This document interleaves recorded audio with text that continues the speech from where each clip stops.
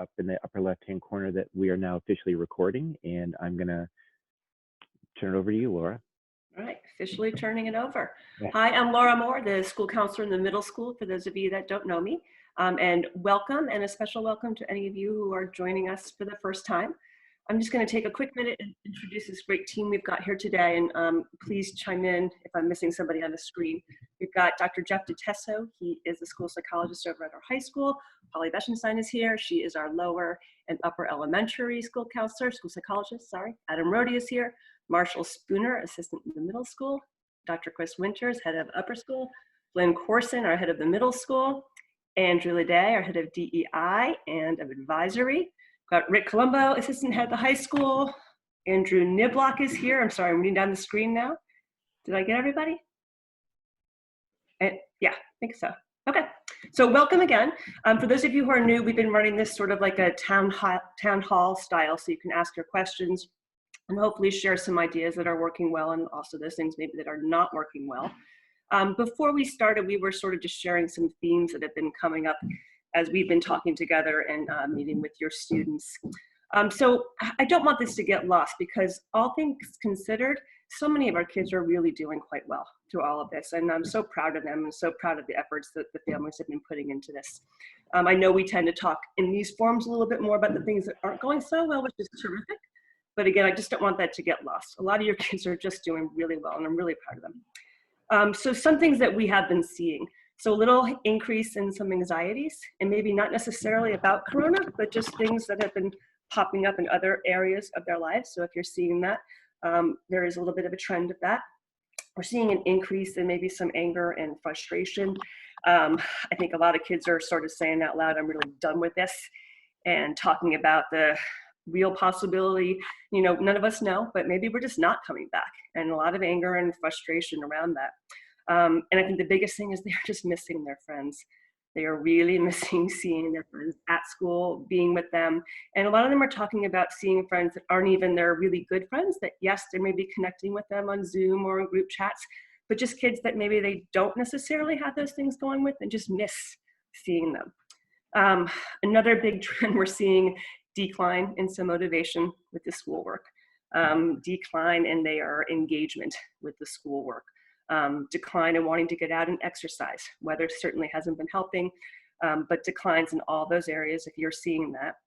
And I think just sort of a frustration maybe from the adults too, that we're not able to find this silver bullet, that I think we're doing an amazing job, again, faculty, families, students alike, but that we're not able to find this magic answer to some of these things that are just really hard and kind of where we are. So again, so glad you're all here today, and we can sort of open up to questions and comments. I don't know if Jeff has anything he'd like to add that's more high school specific, or anybody else. Nothing specific to the high school. Everything you said, Laura, is what I'm seeing up at the high school. There does seem to be some motivation pieces. There do seem to be some, you know, how do we do this now? You know, I think the initial piece of what is this and how do we do this has turned into now how do we maintain this? And I think that's a really important piece that some of us are struggling with. The mood seems to be either leveling out or going down. Some of the kids are just not as motivated. They seem to be a little bit sadder, and they seem to be really, really missing their friends, which is just a social distancing difficulty that we are all aware of. What we want to keep our eyes on is whether or not there's any of that social isolation, right? And that shutting down, stopping, avoiding, not doing their work, not getting on Zoom calls, not reaching out to their friends. So if you're seeing any signs like that, you know, please let us know. I don't know if Adam, or not that Adam or Flynn or Chris need to say anything at all, but I don't know if you have any introductory thoughts. Maybe Marshall can, I was struck by, Marshall put out a survey to the middle school kids, and he asked them for reflections on distance learning, but the last question was, if you had a wish, what would you wish for? And I was very struck by some of those comments. We'll leave out the one child who wished for a different set of parents, but the rest were more about longing to see their friends. I mean, Marshall, you looked at it more than I did.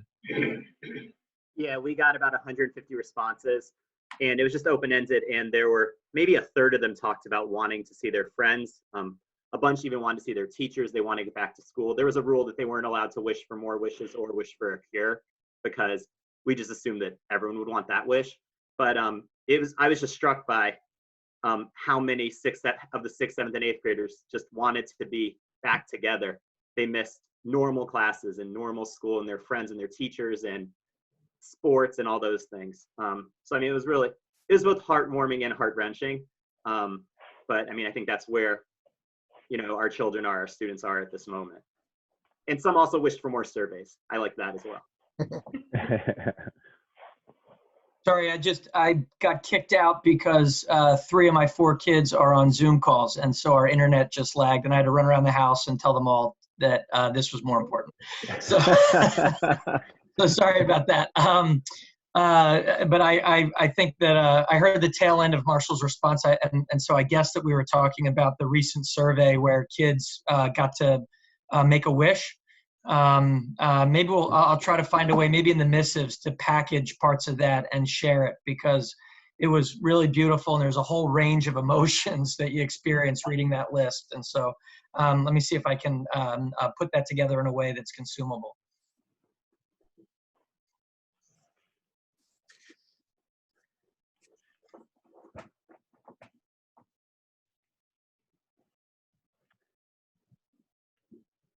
Parents, are there any specific patterns or trends or questions that you may have, or things that you're seeing that you wanted to bring up? And again, part of this, the idea behind this, is that we all share it together. And by doing that, perhaps you have done something or seen something or tried something that another parent might also try. So would love to hear from all of you if you have any thoughts or questions. Hello, this is Christina Truesdale. I just want to say what an amazing, amazing job you guys are all doing. I am blown away by my son who's in the middle school and my daughter who's in the upper elementary, how they are connecting with teachers, with peers, with their coaches, nonstop, and it is making everything so much easier. And I am just so grateful for all you guys are doing. It's been amazing. So thank you so much. And it's been great. I mean, we really haven't had any issues, and the kids seem to be learning and completely missing friends, but able to connect with them through, Zooms at school and video games, which is my demise, but I know it's a social thing. But again, just thank you for everything you guys are doing. Thanks, Christina.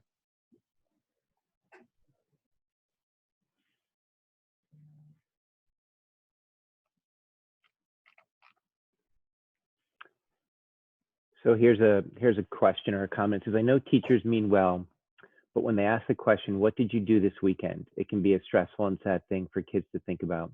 They're not doing anything for the most part, but some kids are actually seeing a few friends and going to vacation homes, which is hard for the kids who are not doing that to hear about.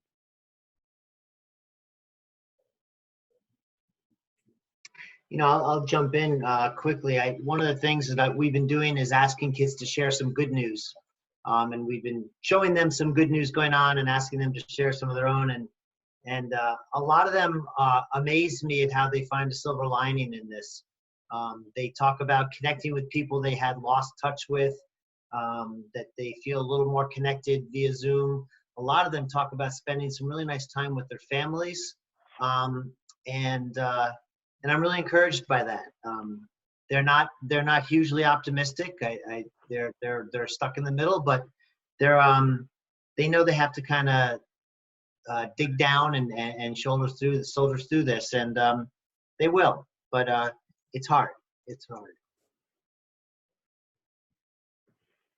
And it's great input for us to hear that. We meet with faculty, and that's just something we can bring up for people to be at least sensitive about those kinds of questions and think about how some kids might be responding to that, how it makes them feel. So I thank you. It's an awesome, it's a fabulous point, and one that I think that we're much more conscious of returning from vacations for the very reasons that you cite. And I think that that's a really important reminder that especially right now, weekends are as sort of touchy or sensitive, and so I really appreciate the reminder. I'm going to take it back to middle school faculty for sure.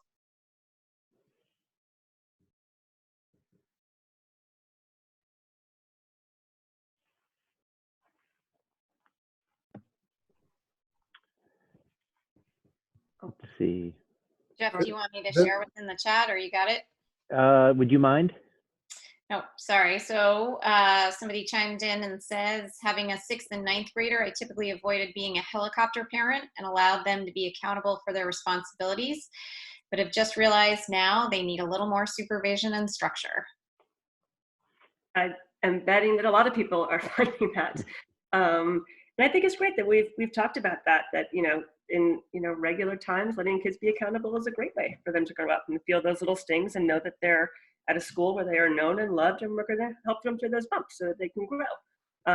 But things are a little different now, and it's harder for them. I think they don't have as much control as they might in other environments, and I think that's a great observation. And again, reach out to us if you feel like that you're providing or needing to provide more structure and supervision than you think is helpful, and reach out to us and let us know. But I think that's a great comment, and I bet you are not alone. Yeah, and I don't think it's being a helicopter parent if you're putting a schedule on the wall and you're saying to your kid, hey, don't forget you got a chem project due next Tuesday or tomorrow. I don't think that's being a helicopter parent. So I wouldn't feel bad about that. And I also just wanted to say to the question about the weekend, maybe this weekend you can tell them to tune in to Donovan Mitchell Live at 7 o'clock on Saturday night and ask some questions and hear from a GCDS alum. And then maybe on Monday they can say, yeah, I listened to Donovan tell me what it took to become an NBA player. And I think that'll be fun. And there'll be some great opportunities. My son missed I think was his first class. I'm not quite sure. And overslept or thought I don't know what he was, thought he didn't have the class. And it's a great opportunity. So what are you going to do about it? And we kind of talked through, so what's your responsibility? You're in 9th grade. Should maybe I email the teacher? Yeah, well, that's a good start, and kind of help them through that process of what you do when you make a mistake, because you're going to make another one. And I don't have any issue with the supervision piece, right? I mean, we've all talked about loosening up a little bit on the screen time, but because we're loosening up on screen time doesn't mean that we loosen up on supervision. In other words, we still know what they're doing, what they're looking at, and asking those questions. So I'm okay with loosening up, but I'm not okay with them being able to explore anything and everything. And so if you're finding that they're getting into things that they're not supposed to, I still think that natural consequences that you would often have would still exist.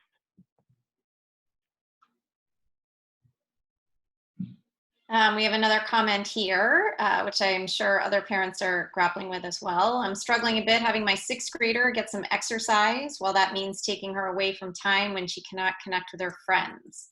Any suggestions you might have, or should I just let it go? Again, I'm guessing this is one that a lot of parents are facing. I wonder if you can just, talk with her a little bit about trying to do both those things, because they're both super important. I don't want her not connecting with her friends, and we all know the importance of the exercise. And can it be that, she takes that half hour, 45 minutes, and just give her a little bit more control over when that happens? I'm not sure if it's just if you have to choose or not. I don't know if anybody else has any thoughts on that one. Yeah, I've gotten a lot of questions this week about exercise and fitness and how to help get middle school kids sort of more involved in that. And of course, we've got the time to run around band on the schedule from 3:15 to 4, which comes right before a sort of a band that doesn't have a time limit on it, that is your time, right? And so there's like a very clear part in the calendar where kids who are jumping online to play Fortnite or video game and socialize that way, or get onto TikTok or FaceTime or House Party, things like this, and socialize in that kind of way, doing that after 4 o'clock, if parents were coaching kids in that direction and trying to encourage them to do something fitness oriented between 3:15 and 4, I think that would help make fewer kids available during a fitness time for social hangouts and more kids available during the social time for that kind of thing. And then one more point on that. Middle school parents, if you refer your kids to the middle school news page, that activities grid that's on there under the coursework tab, we've also put on there the link to the athletics website that has the program specific sort of synchronous workouts, videos that, asynchronous workouts, videos that kids can watch if they're a lacrosse player, a basketball player, something like this. Likewise, in that same part, if there are any live exercise classes that day, and Will Turner runs at least 2 a week. We've been doing a dance party every week that's only 5 minutes, but still. And some yoga a couple times a week. There's also been some Zumba. So there's a combination of live and asynchronous exercise that's happening between 3:15 and 4 every day. And so pointing kids in those directions, I think, would help them not have to choose.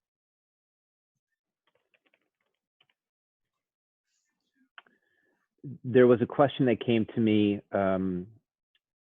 privately, so I'm going to read it to you. It says, how do you deal with a teenager who seems to be reclusive? Eating and sleeping patterns are off, seems okay, and engaging with family, but are these signs of depression or just the situation we are in? And I think that the answer is it's definitely the situation that we're in. You know, there's certainly situational depression that can be triggered, and that's different than a clinical depression. So all of us have moments where we feel depressed. It doesn't mean that we have depression. And this situation can certainly trigger that. So if we have a teenager who is being reclusive and eating and sleeping patterns are off, then I would recommend that one of the things you do is go and have a conversation with that child about those patterns. I had another high school kid who struggled with this exactly.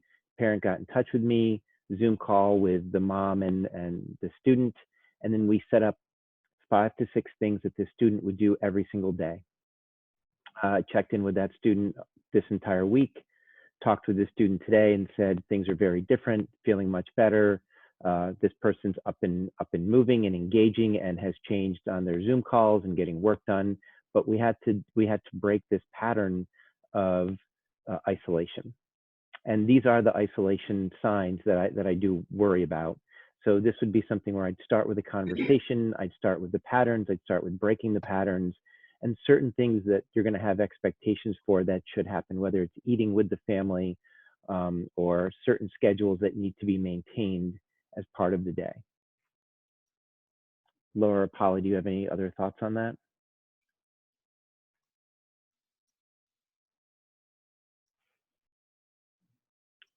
Laura, you're muted. Muted.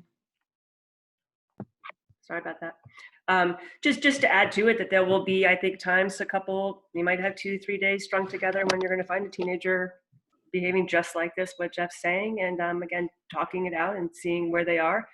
And I think that's probably to be expected with some of them, that this is going to be a couple days here and there. That's going to happen. The one thing I would do, and I'm going to steal a line from Jackie Jenkins, is she always says, meet them where they're at. And so what I mean by that is, if you're going to have a discussion with them, it can't be a discussion in passing. This has got to be one of those moments where you go up to their room, you lay on their bed with them and have the conversation that way. You have to know that you're going to put in more than 2 minutes, right? You know that this is going to be a sit down discussion. Hopefully, I mean, they might say, look, get out of my room. I don't want to have this right now. In those situations, I would get out of the room, but I would say, I'm going to come back and we're going to have this discussion. So it's not like they get to dictate it, but maybe that time isn't the best time. But when you do decide, you have to know that this is going to be a 5-minute, 10-minute discussion. If it's less than that, then the message you're sending to them maybe is that you're not that worried. And they need to know that you're seeing signs and behaviors that you're uncomfortable with right now and that you want to help them break.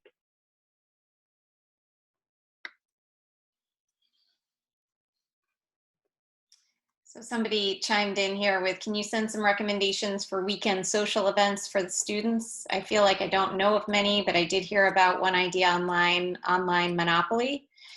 I think we'll coordinate with a small group of their friends. Great idea. Yeah, great idea.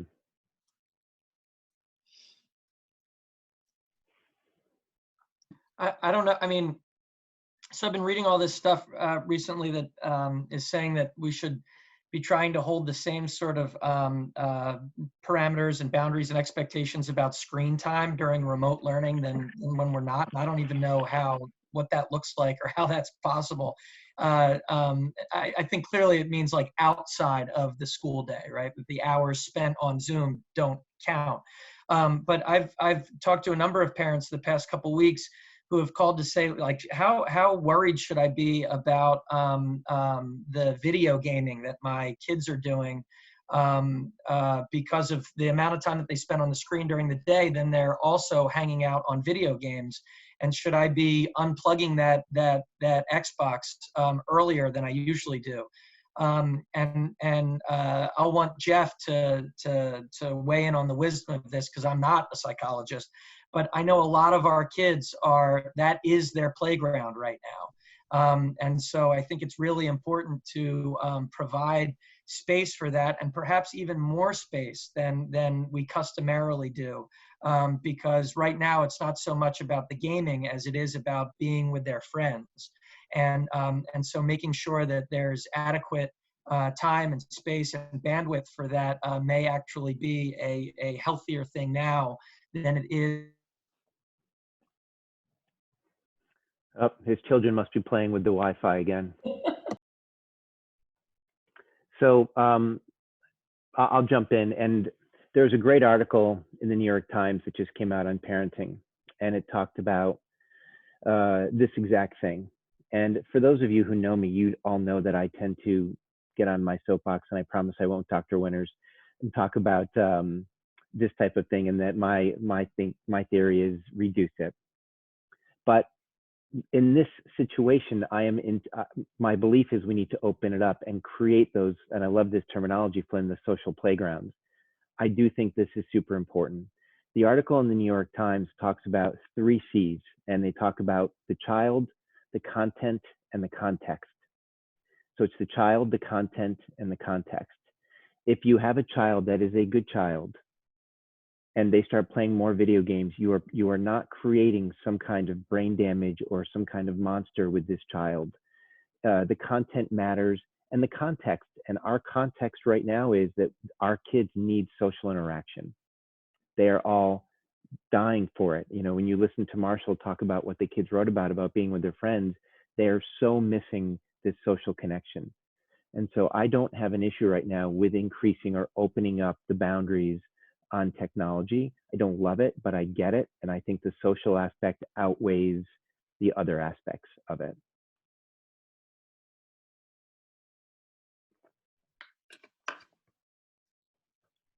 Polly or Laura, any?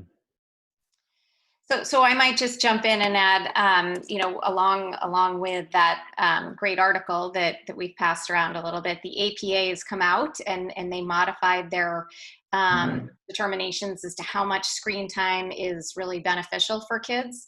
And they took away the actual time limits, knowing that there was just so much more time that kids are spending on screen time. And they really felt that it was more important for parents to feel like they're doing a good job. And if they're constantly comparing themselves to a time limit, that was going to be, you know, challenging. So I think being mindful about what your kids are doing, as Jeff said, and as Laura continuously says, you know, these are good moments for kids to interact, but being mindful as to what they're up to. Especially I'd say if there was some sort of exchange involved in it, right? Like the other thing that we don't want to do is say, yeah, now we're in remote learning. It makes sense that you're going to hang out with your friends on video games. So go ahead and video game until your eyes bleed. I think maybe video game until your eyes don't bleed, so long as you also go outside and play outside for a little while, and not a minute for minute kind of transaction, but but creating some kind of transaction that also helps make sure that they're getting up and moving around, whether that's just like jumping on on a skateboard, or playing some street hockey, or shooting hoops somewhere, or running around. I think really having a balance between the sedentary stuff and the physical activity it's still really important, more important than ever. Yeah, and I would still use it as as soon as you've done this and this and this, you can jump on the video games. As soon as you've done this, you can, and I would still use that. It's a great tool for you all to use. And the other thing I would just recommend that you do is I would pay attention to what they're like when they get off the video games or they get off their phones. So if you are seeing that they're more temperamental, or they're easily frustrated, or they're snappy, or they have a bigger attitude, this is something that you can then have a discussion with them about. Hey, I've noticed that after you play this amount of time on the Xbox, this is what I'm seeing. Tell me how I can help. What do you think we should do? Do you think that's okay? Again, a great opportunity for a discussion, but I'd pay attention to that, because there are some kids that will play for a couple of hours, get off the Xbox, and then they have no frustration tolerance for anybody.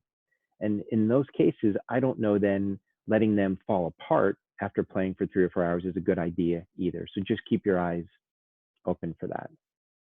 We talked about that too, that piece, Jeff, when they're winding up their time, whatever your rules are in the house, when we talked about the holiday weekends, that this discussion is great, and that maybe what comes out of that is that everybody factors in that the child needs 5, 10, 15 minutes, whatever it is, to sort of decompress and make that shift so that they are that lovely member of your family that they usually are, except when you have just kicked them off of Xbox and they are not in that frame of mind. Yeah. So I know there's one question in there about Maureen in there. I've been waiting for my son to get a hands-on routine before encouraging him to participate in other activities. My plan next week is to tell him he has to choose one day a week to do a school-sponsored activity. It could be a yoga or a fitness class with Mr. Turner, while I myself would love to join the class with Rose. I'm thinking that won't be his choice. I agree with you. I don't think that'll be Zach's choice, but here's one you could think about that I think he actually would have an easier time joining in. Mr. Leday and I have been doing a Kahoot during recess on Tuesday and Thursday, and it's trivia. And it's very low stakes. You come in and I always lose every single time. And everyone is just light. He doesn't have to speak. He doesn't have to do anything, but you are engaging, and there's just a very fun, competitive atmosphere. I think next week, Andrew, what did you want to do? Or they had a great idea. What was it for the topic? I know I have tons of emails of suggestions, but yeah, Kahoot has been a great place, and we're growing every time we do it. And something I noticed this week was some of our participants from Kahoot did join. I know there was a question about the lunches. Did join our lunch after connecting at Kahoot. So we were able to see some of that. And for the parents, if there's a group of students who you think would benefit from getting together at lunch, send me an email, and I will reach out to those students. I'll make it seem random and just say, hey, we'd love to get together with this group. Let's have lunch together. And that could start something going in the right direction. I also think Jen Denali may have just sent emails about this tomorrow, making the perfect grilled cheese sandwich. And I think our chef is going to lead in a live 10-minute, here's how you make the best grilled cheese sandwich ever. It is incumbent upon you of getting bread and cheese. And so if you don't have that, it's put the gloves and mask on and go to the supermarket. But you got 24 hours to get it together. We a leadership team in the middle school, our GLC faculty team, and I spent a lot of time the past couple weeks talking about really this exact thing. How do we create social opportunities for kids that they can opt into, and then how do we create social opportunities for kids and get kids to them who are the kids that aren't inclined to opt into them? Because those are the kids, and we know that those kids are out there. Some of them, we know who they are and have already reached out and targeted them and sort of invited them in this very casual way to join some of these things, but not all. And so there were ideas ranging from mapping our students' social networks and tapping into those to grade level get-togethers and hangouts. And And so I think we're continuing to enhance some of those social outlets. And every week you'll notice in the activities that we're making available that there are minor adjustments and minor changes that are actually based on lots and lots of feedback. And so as Adam just said, Jen's perfect grilled cheese one is a great example. Next week, instead of advisory, I think we're going to do homeroom get-togethers. And so middle school parents will know that that means that 2 advisors who share a homeroom and a larger group of kids, they're going to come together and have like a game day during advisory next week so that kids will get to see kids not just in their advisory groups, but in their homeroom groups. And then from that, we might even branch out and randomize sort of advisory pairings and do some more of that in the future. So we're, you know, the hardest thing for middle school is to take those kids that are socially reticent and set them up to be appropriately socially stimulated in such a way that doesn't feel like mommy and daddy set up the play date because they're too old for that and they don't want it. And so that's always something that we're trying, that's a code we're always trying to crack. And we haven't stopped trying to crack that code just because we're in remote learning. I want to make a quick shameless plug for the art class too that went on this week. One of our superstar 10th graders, Allegra Pearden, offered an art class on Tuesday. One student came, and I don't know how much art happened. Allegra was ready to go with a great project, but I can tell you a ton of connection happened. And if you have a student that might enjoy that, again, it would be, my guess is a very small group. It's not about talent or being afraid of what you're producing, because again, I'm pretty sure not much was produced, but that really is beside the point. Although Allegra's a pretty talented artist, so Oh yeah. Yeah, there's a lot that can get done. Well, it could get done. Just the connection was just, it was really nice to see. Understood.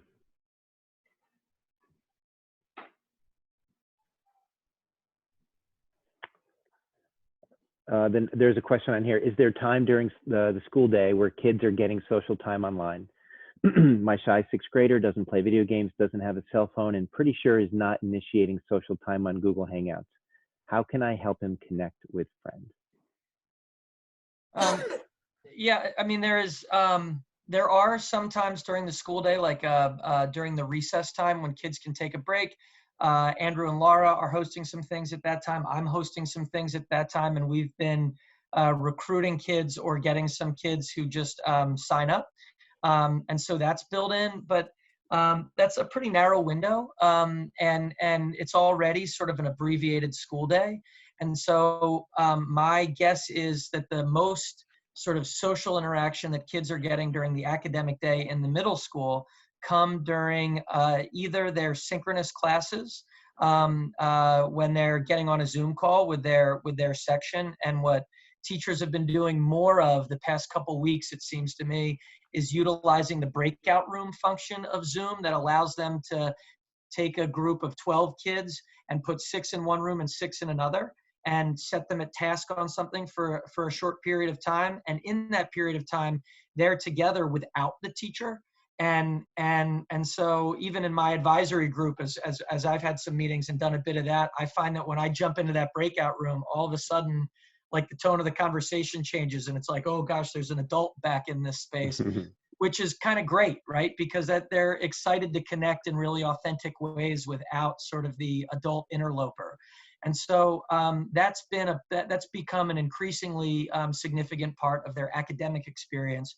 Likewise, during asynchronous sessions, it seems to me that teachers with increasing frequency are creating learning activities that ask kids to collaborate with some of their peers, and that happens in between the live synchronous classes. And so I think there's a fair amount of social interaction that exists there as well. But you know, that's about it in terms of the what opportunities there are during the academic day.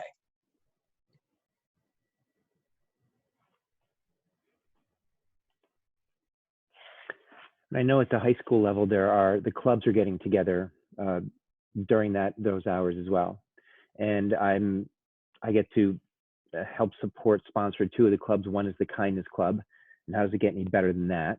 and those 4 girls get together, and it's almost like I'm not even in the Zoom call when we get together. The conversation starts. I'm clearly not supposed to be involved, but I'm there, and they just get going and talking and discussing this, and we're going to do this, and then we're going to do this. And it's so nice to just watch them interact and engage. And then the other club I'm helping run is the psychology club. And again, you've got 3 girls who are really good friends and talking up a storm and trying to figure out what to do. And we're going to write this letter, and we're going to send this email, and we're going to do this, and we're going to send out a newsletter about what are some good coping skills, and we're going to talk about screen fatigue. And so I end up sitting there, and then every once in a while I'll say something like, do you need my help? And usually they're like, no, we got it. And that's really how it goes. So just those hours where they get together and can do those things and feel constructive and feel that they have meaning and feel that they've got purpose and that they are contributing, I have found, for at least for those groups in the high school and for those clubs, it's been really positive. One parent's asking, are there clubs in middle school? Maybe Marshall, Flynn, or Laura, or Andrew? Yeah, not, I just responded in the chat, but I'll give it a little more color, Patty. Not in the same way that there are in the upper school, at least not this past year. There are clubs in the middle school that they have alternated with advisory slots, so they meet every other week. And they meet for a few weeks before the deck kind of gets shuffled again. And so we didn't program that into remote learning just because they weren't as established as they are in the upper school. And so, but we have some thoughts and ideas about what clubs might look like for next year when we get out of the new normal and back to the old normal. And so they'll be a more significant part of the experience next year, especially for 7th and 8th graders, but not during remote learning.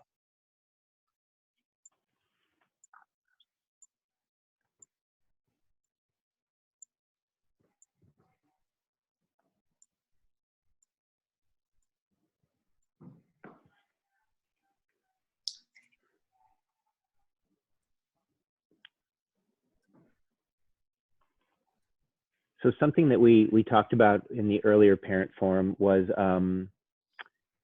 asking all of you if you wanted to pre-think of questions that you would want to ask and then sending them to me or Laura or Polly. And that way we could have some questions ready to go. Sometimes you get on here, it's hard to think of them, or maybe you don't even want your name attached to it in the chat. So if you wanted to send us the email, we would read it without giving off the name, and then we could get into a discussion.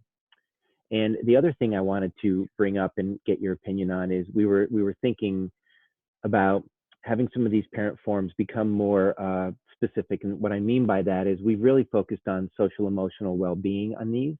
And then we've had all of our administrators on here, which have really helped answer all these great remote learning questions. You know, we are super lucky. And it's certainly an indication of what the community here at GCDS thinks is important. But we could even add on to that and perhaps ask our learning specialists to come on. And then perhaps parents could then ask questions to them about certain types of learning. Maybe we have Tim Helstein come on, who's the athletic director, and you can ask him more questions about training or working out or those kinds of things.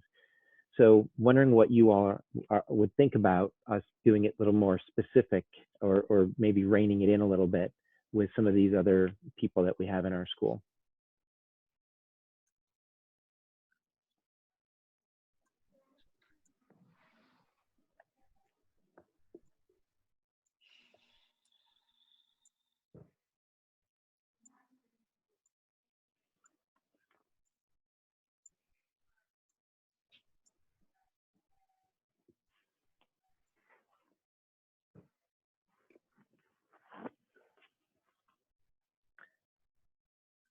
Everyone's so busy typing that.